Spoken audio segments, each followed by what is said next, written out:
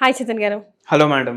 చేతన్ గారు, మనం పడుకున్న, నించున్న, కూర్చున్న ఆ పోస్చర్ వల్ల కూడా నరాల బలహీనత వస్తుందా? పేషెంట్స్ వస్తారు కదా మన దగ్గర నరాల ప్రాబ్లం తోటి. మ్మ్. ఒక పేషెంట్ ఏం ప్రాబ్లం తోటి వచ్చిండ్రంటే ఫీమేల్ పేషెంట్. మ్మ్.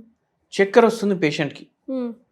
పేషెంట్కి చక్కెర వచ్చి పేషెంట్కి చేతులు లాగుతున్నాయి, తల నరాలు అన్ని గుంజుతున్నాయి మ్మ్. అనేసి అంటున్నారు పేషెంట్ మనకు. మ్మ్.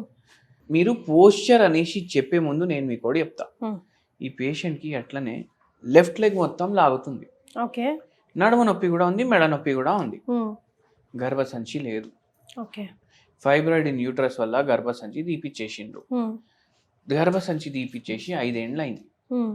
గర్భసంచి తీసిన తర్వాత ఇవన్నీ ప్రాబ్లమ్ స్టార్ట్ అయినాయి. ఓకే. కానీ ఏంది అంటే ఇప్పుడు మీరు పోస్చర్ అనేసి అన్నారు. మ్మ్. కామన్ జాబ్స్ ఏమేమి చేస్తారు మీరు చూడండి. ఐటీ ప్రొఫెషనల్స్ ఉంటారు, కార్పొరేట్లో చేస్తారు, కన్సల్టెంట్లు ఉంటారు, మ్మ్. మళ్ళా ఎవరు చూసినా రైల్వే ఉద్యోగం, బ్యాంక్ ఉద్యోగం, గవర్నమెంట్ ఉద్యోగం, ఏ ఉద్యోగం అన్నా సరే మొత్తం రోజు కూర్చొని ఉండాలా? కూర్చొని కీబోర్డ్, మౌస్, మానిటర్, అదే లైఫ్ అయిపోతుంది. అవునండి. ఇప్పుడు ఇది పని చేసుకుంటా ఇట్లా దాంట్లో వంగిపోతాం కదా. మ్మ్. వంగి వంగి వంగి వంగి మన పోస్చర్ అట్లనే తయారవుతుంది. కానీ ఇప్పుడు గర్భసంచి తీయడం వల్ల, యంగ్ ఏజ్లో తీయడం వల్ల కూడా మన పోస్చర్ ఆటోమేటికలీ పాడవుతుంది. ఇప్పుడు ఏం చేయండి అంటే మీరందరూ వీడియో పాజ్ చేసుకొని మీరు ఒకటి మీ ఫోన్లోనే చూస్తున్నారు కదా వీడియో, ఫోన్లో కెమెరా తీయండి. ఫోన్లో కెమెరా తీసి మీరు ఫ్రంట్ క్యామ్ పెట్టుకొని చూడండి. మీ చెవుల కింద మీ భుజాలు ఉన్నాయా లేవా చూసుకోండి. ఓకే. మీ చెవులు మీ భుజాలు కింద ఉన్నాయంటే మీ మెడ కరెక్ట్ పొజిషన్లో ఉన్నట్టు. మ్మ్. ఇప్పుడు మీరు ఆలోచించండి, కొందరు మెడలు ఇట్లా ముంగటికి అయిపోతాయి కదా. మ్మ్. సో దాని అర్థమైంది వాళ్ళకు మెడలో ప్రాబ్లమ్స్ ఉన్నాయి. స్పాండ్లోసిస్ ఉండొచ్చు, డిజనరేటివ్ డిస్క్ డిజీజ్ ఉండొచ్చు, వాళ్ళ స్పైన్కి ఏమైనా ప్రాబ్లం ఉండొచ్చు. అయితే ఈ భాగంలో ఉన్న స్పైన్లో ప్రాబ్లం ఉంటే చేతులు లాగడం, చక్కర్లు రావడం అట్లా ఉంటుంది. మ్మ్. తొడ భాగాలు నొప్పి అవ్వడం, కాళ్ళు లాగడం, నడుము భాగం స్పైన్లో ఉంటే అవుతుంది. బొక్కలు ప్రెస్ చేస్తే ఒక్కొక్కసారి డీజనరేటివ్ డిస్క్ డిజీజ్ లాంటి డిజీజెస్ అవుతాయి.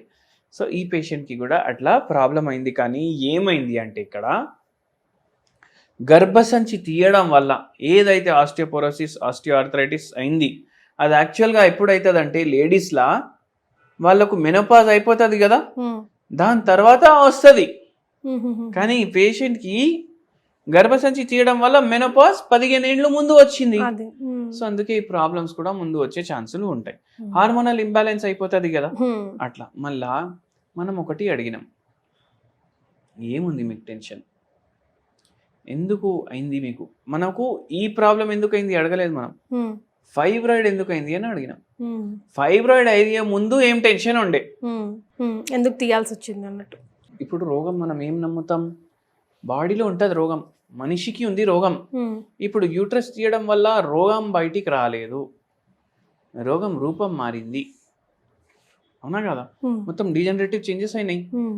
అయితే పేషెంట్ ఏమన్నారంటే నాకు ఒక కూతురు ఉంది, కూతురు ఇంటర్ పాస్ అయిన తర్వాత డిగ్రీ జాయిన్ చేయగానే చెప్పకుండా పెళ్ళి చేసుకుంది. మ్మ్. దాని తర్వాత గొడవలు అవి ఇవి ఇవన్నిట్లా నాకు చాలా టెన్షన్ అయిపోయింది. ఓకే. టెన్షన్ అయ్యేసరికి నాకు దాని తర్వాత ఇట్లా ఫైబ్రాయిడ్ సడన్గా స్టార్ట్ అయింది, బ్లీడింగ్ కూడా ఆగుతలేదు. మ్మ్. అండ్ ఇమోషనల్ ప్యాథాలజీ అనేసి డాక్టర్ హ్యామర్స్ థియరీ అనేసి ఒక థియరీ ఉంటుంది. మ్మ్. ఇప్పుడు మీరు ఇక్కడ గమనించండి, మ్మ్. ఈ పేషెంట్కి గర్భసంచిలోనే ప్రాబ్లం అయింది, గర్భంలోనే పిల్లలు గ్రో అవుతారు, అక్కడే ప్రాబ్లం అయింది పేషెంట్. మళ్ళీ దాని తర్వాత హార్మోనల్ ఇంబ్యాలెన్స్ అయ్యి ఈ వేరే ప్రాబ్లంలు కూడా అయినాయి. మ్మ్. అయితే ఈ పేషెంట్కి మనం ట్రీట్మెంట్ ఇచ్చినాం, మనం ఇట్లా తీసుకుంటాం ఎలిమెంట్స్ ఫ్రమ్ అనేసి, మళ్ళీ ఏముంది ప్రాబ్లం అది తీసుకుంటాం, దాన్ని బట్టి కూడా మందు మారుతుంది. మళ్ళీ దాని డీప్ గా తర్వాత ఇంటర్వెన్షన్ చేయాల్సి వస్తుంది.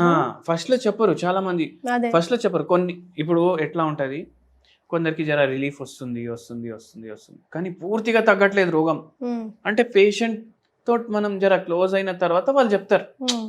కొందరు ఫస్ట్లోనే వచ్చి నేను ఏమైంది ఈ ప్రాబ్లం ఏమైందంటే, ఏముంది సార్ ఒక 50 లక్షలు పోయినాయి, నాకు ఇది రమ్మీ ఆడే అలవాటు ఉండే, దాంట్లో వెళ్ళిపోయినాయి కథం అనేసి అంటారు కొందరు. కొందరు మెల్లిగా, స్లోగా open మెల్లగా up అవుతారు. చెప్తారు. సో అట్లా ఈ పేషెంట్ కూడా జర ఇంట్రావర్టెడ్ ఉంది. పేషెంట్కి మనం మందులు కూడా ఇచ్చినాం, హోమ్ రెమెడీ హోమ్ రెమెడీస్ కూడా చెప్తాం చాలా మంది పేషెంట్లకు నరాల వీక్నెస్ కి సంబంధించి. నరాల వీక్నెస్కి సంబంధించి. Hmm. అయితే ఈ పేషెంట్కి ఏం చెప్పినామంటే రోజు మఖానాలు ఉంటాయి, పూల్ మఖానాలు. ఇవి దేంతో తయారవుతాయి? లోటస్ పువ్వు గింజలు ఉంటాయి కదా, దాంతో తయారవుతాయి. దీంతో పాటు మీరు ఏం చేయాలంటే ఈ మఖానాల్ని గ్రైండ్ చేసుకో, బునాయించుకొని జరా గ్రైండ్ చేసుకోండి. పౌడర్ లాగా రెడీ అవుతుంది కదా. ఈ పౌడర్ మీరు రాగి జావాలో కలుపుకోండి. ఓకే. ఎందుకు? దీంట్లో యాంటీ ఆక్సిడెంట్ ప్రాపర్టీస్, దీంట్లో కాంప్లెక్స్ కార్బోహైడ్రేట్స్. రాగుల్లో కాంప్లెక్స్ కార్బోహైడ్రేట్, దీంట్లో యాంటీ ఆక్సిడెంట్ ప్రాపర్టీస్. ఈ రెండు మీరు కంబైన్ చేయాలి, ఓకే, తినేసేయాలి. వీటితో ఏమవుతుందంటే ఆక్సిడేటివ్ స్ట్రెస్ వల్ల కూడా నరాలకు పరేషాని అవుతుంది బాడీ. ఓకే. సో అట్లా ఇవి తగ్గించడానికి కూడా హెల్ప్ చేస్తాయి. మళ్ళీ కాల్షియం ఎక్కువ ఉంటుంది రాగి జావలో. అది కూడా ఏదైతే డీజనరేషన్ అయింది, మన హోమియోపతి మందులు కూడా ఇస్తాం, జర ఒక సపోర్ట్ లాగా అవి పనిచేస్తాయి. సో కంప్లీట్ గా బయటికి రావాలంటే దీంట్లో నుంచి ఎంత టైం పడుతుందండి? ఈ పేషెంట్ కి ఎంత టైం పట్టింది? ఈ పేషెంట్ కి ఒక 2.5 ఏండ్లు పడ్డది మొత్తం ట్రీట్మెంట్ కంప్లీట్ అవ్వడానికి. కానీ వాళ్ళకు రిలీఫ్ ఫస్ట్ కొందరికి వారంలోనే రిలీఫ్ ఉంటుంది, అదేలేండి. కొందరికి 2 months కి రిలీఫ్ ఉంటుంది, కొందరికి 6 months లో నొప్పులు గిప్పులు తిమ్మిళ్ళు మంటలు అన్ని తగ్గిపోతాయి. ఓకే. కానీ వాళ్ళు మెడిసిన్ కంటిన్యూ చేస్తారు. ఎందుకు? మొత్తం రోగం కూడా పోవాలి బాడీకి బయట. అట్లా మళ్ళీ రిపీట్ కాదండి ఇక వన్స్ సెట్ అయ్యాక? చూడండి, జనరలీ రిపీట్ కావు. ఓకే. ఇప్పుడు షుగర్ వ్యాధి పేషెంట్ కి షుగర్ తగ్గించేసి పంపించినాము, మళ్ళా పోయి నేను బిర్యానీ తింటా, ఐస్ క్రీమ్ తింటా, చాక్లెట్లు తింటా, అన్ని తింటా, ఎక్సర్సైజ్ చేయను, వెయిట్ పెంచుకుంటా అంటే ఏమవుతుంది? అవన్నీ చేస్తేనే ఇవి అయినాయి కదా. మెయింటైనింగ్ కూడా రావాలి మనం.